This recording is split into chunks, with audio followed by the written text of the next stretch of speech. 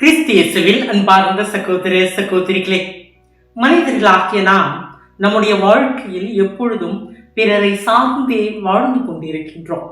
நாம் இந்த உலகில் வாழ்வதற்கு மற்றவர்களுடைய துணை அவசியமானதாக இருக்கின்றது.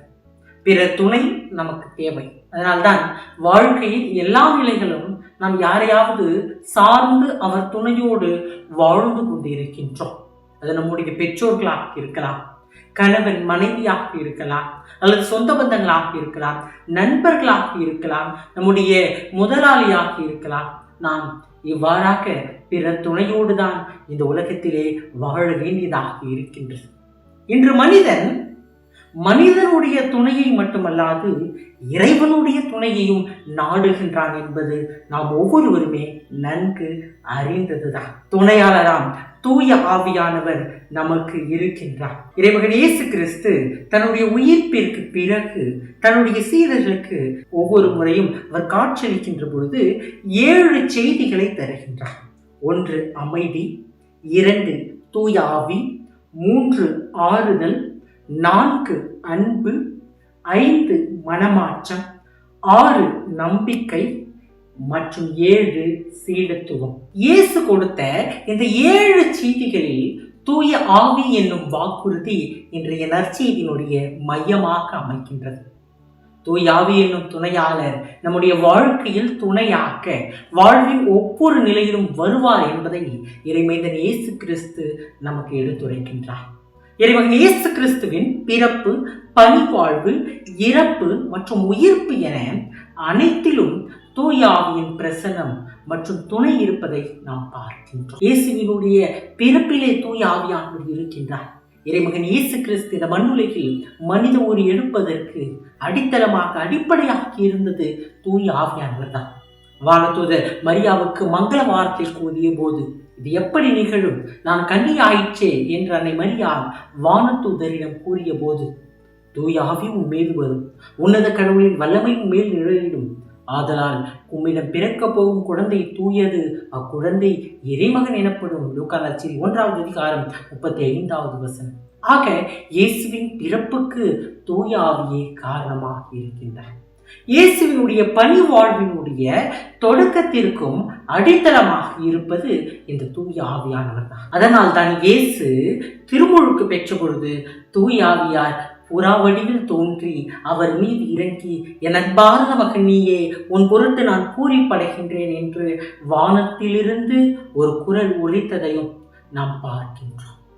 இயேசு தனது பணிவாழ்வை துவங்குவதற்கு தூய ஆவியே அடித்தளமாக இருக்கின்றார் என்பதை இது நமக்கு சுட்டி காட்டுகின்றது.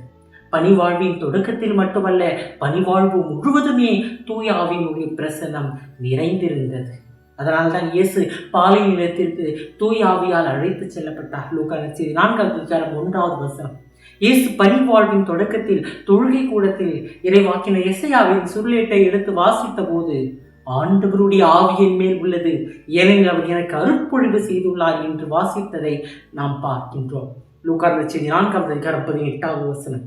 இவ்வாறாக தூய ஆவியின் பிரசன்னம் இறைமகன் இயேசு கிறிஸ்துவினுடைய பணிவாழ்வு முழுவதிலும் இருப்பதை நாம் பார்க்கின்றோம். ஒவ்வொரு முறையும் அவர் தூய ஆவியின் துணையோடு நோயாளிகளை குணப்படுத்துவதை நாம் பார்க்கின்றோம். அதனால்தான் கடவுளால் அனுப்ப பெற்றவர் கடவுளின் வார்த்தைகளை பேசுகிறார்.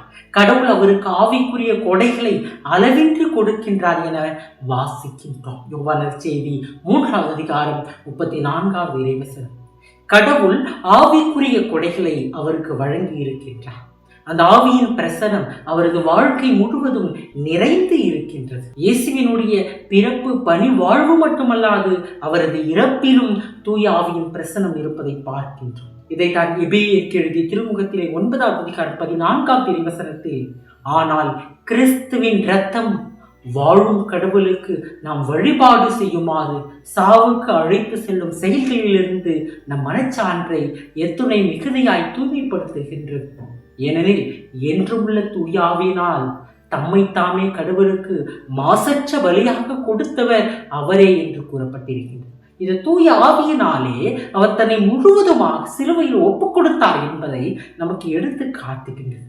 அதனால்தான் இறைவன் இயேசு கிறிஸ்து சிலுவையில் தன் உயிரை ஒப்படைக்கும் பொழுது, தந்தையே உன் கையில் என் ஆவியை ஒப்படைக்கிறேன் என்று கூறுகின்றார். லூக்கா நற்செய்தி 23வது அதிகாரம் 46வது வசனம். அன்பார்ந்தவர்களே, இறப்பில் மட்டுமல்ல, இயேசுவினுடைய உயிர்ப்பிலும் இந்த ஆவியானவர் இருக்கின்றார். மேலும் இறந்த இயேசுவை உயிர்த்தெழ செய்தவரின் ஆவி உங்களுக்குள் குடிக்கொண்டிருந்தால், கிறிஸ்துவை உயிர்த்தெழ செய்த அவரே உங்களுள் குடிக்கொண்டிருக்கும் நம் ஆவியினாலே சாவுக்குரிய உங்கள் உடல்களையும் உயிர் பெற செய்வார். ரோமையருக்கு எழுதிய திருமுகம் 8வது அதிகாரம் 11வது வசனம். மனித இயல்போடு இருந்த அவர் இறந்தார் எனினும் ஆவிக்குரிய இயல்புடையவராய் உயிர்த்தெழுந்தார். 1 பேதுரு 3வது அதிகாரம் 18வது வசனம். எனும் இந்த இறை வார்த்தைகள் இயேசுவினுடைய உயிர்ப்பு ஆவியின் அருளால் ஏற்பட்டது என்பதை நமக்கு காட்டுகின்றது. இயேசுவினுடைய பிறப்பு முதல் இறப்பு உயிர்ப்பு வரை தூய ஆவியானவருடைய துணையும் பிரசனமும் நிறைந்திருக்கின்றது. துணையாளரோடு இருந்த இயேசு இன்றைய நற்செய்தியின் வழியாய் நம் ஒவ்வொருவருக்கும் துணையாளராம் தூய ஆவியை வாக்களிக்கின்றார். தூய ஆவியாரின் 3 பண்புகளை அவர் இன்றைய நற்செய்தியில் எடுத்துரைக்கின்றார். தூய ஆவியானவர் தந்தை அருளும் துணையாளர். 14வது அதிகாரம் 16வது வசனம். தூய ஆவியானவர் உண்மையை வெளிப்படுத்தும் துணையாளர். 14வது அதிகாரம் 17வது வசனம். அவர் நம்மோடு தங்கியிருக்கும் ஆவியானவர் துணையாளர். 14வது அதிகாரம் 17வது வசனம். ஆகிய நற்செய்தி தூய ஆவியானவர் தந்தை அருளுகின்ற துணையாளர், உண்மையை வெளிப்படுத்துகின்ற துணையாளர், நம்மோடு தங்கி இருக்கின்ற நம்முள் இருக்கின்ற துணையாளர் என்பதை நாம் பார்க்கின்றோம். தூய ஆவியானவருடைய இந்த பண்புகளை நம்முடைய வாழ்க்கையை உணர்ந்திருக்கின்றோமா? நம்முள் நமக்காக தந்தை வெளிப்படுத்திய ஒரு துணையாளர். நாம் எப்படி பேச வேண்டும், எப்படி நடக்க வேண்டும், எவ்வாறு செல்ல வேண்டும், நமக்குள் இருந்து நம்முடைய மனசாட்சியாக நம்மை நல்ல வழியிலே உண்மையின் வழியிலே வழிநடத்துகின்ற ஒரு துணையாளர், நம்மோடு எப்பொழுதுமே தங்கியிருக்கின்ற துணையாளர், ஒரு அர்த்தமுள்ள கிறிஸ்தவ வாழ்வை வாழ்வதற்கு உதவுகின்ற ஒரு துணையாளர். அப்பேற்பட்ட துணையாளரைத்தான் இறைமையின் இயேசு கிறிஸ்து உயிர்ப்புக்கு பிறகு தன்னுடைய சீடர்களுக்கு வாக்களித்தார்.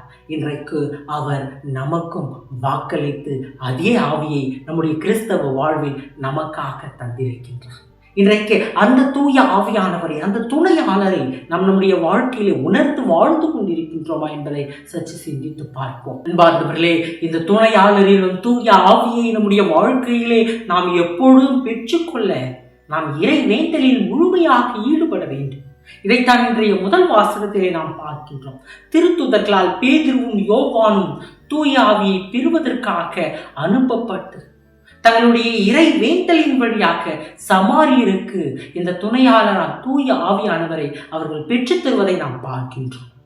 இன்றைக்கு நாமும் நம்முடைய வாழ்க்கையிலே துணையாளராம் தூய ஆவியானவரை பெற்றுக்கொள்ள இறை வேண்டலில் நம்மை முழுவதுமாக உட்படுத்த அழைப்பு பெறுகின்றோம். கலத்திற்கு எழுதிய திருமுகம் 5வது அதிகாரம் 22 முதல் 23 வரை உள்ள அந்த இறை வார்த்தைகளிலே, ஆனால் தூய ஆவியின் கனியோ அன்பு, மகிழ்ச்சி, அமைதி, பொறுமை, பரிவு, நன்னயம், நம்பிக்கை, கனிவு, தன்னடக்கமாகும்.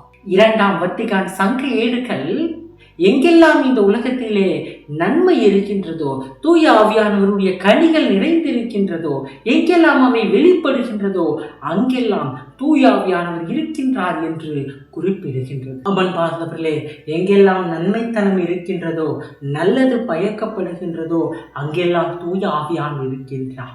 ஆகிய இந்த உலகெங்கும் தூய ஆவியானவர் நிறைந்து இருக்கின்றார். நாம் ஒவ்வொருவருமே தூய ஆவியின் ஆலயங்களாக வாழ்ந்து கொண்டிருக்கின்றோம். திரு அவையின் திருவருட் சாதனங்களின் வழியாக தூய ஆவியானவரை நாம் பெற்று வாழ்ந்து கொண்டிருக்கின்றோம். ஆனால் பல நேரங்களிலே இதை நாம் உணராமல் வாழ்ந்து கொண்டிருக்கின்றோம். துணையாளர் என்னும் தூய ஆவியானவர் நம்முள் இருக்கின்றார், நம்மோடு இருக்கின்றார், நம்மை சுற்றிலும் இருக்கின்றார் என்பதை நாம் உணர்ந்து வாழ திருத்தூதர்கள் போல இறை வேண்டலில் நாம் நிலைத்திருக்க வேண்டும். துணையாளராம் தூய ஆவியானவரோடு நம் வாழ்க்கை பயணத்தை நாம் தொடர வேண்டும். அப்பொழுது நம்முடைய கிறிஸ்தவ வாழ்வு இயேசுவில் நிறைந்த ஒரு வாழ்வாக, இறை ஆட்சியை நோக்கிய ஒரு வாழ்வாக, தூய ஆவியானவரின் துணையோடு நாம் பயணிக்கின்ற ஒரு வாழ்வாக அமையும். இறைவன் நம் ஒவ்வொருவரையும் ஆசீர்வதிப்பார்.